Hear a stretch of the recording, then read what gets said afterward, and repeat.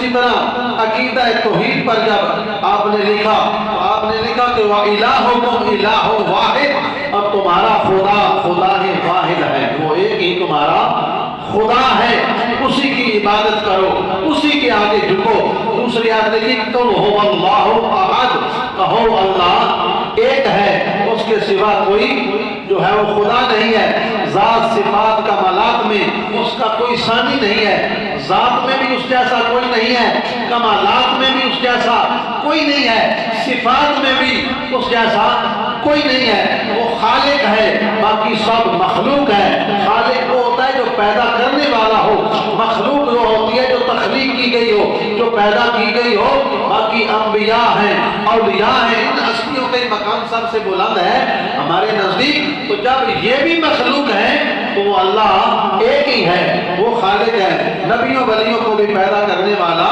خدا ہی ہے، نبیوں ولیوں کو شان عزت مقام دینے والا بھی میرا رب ہے۔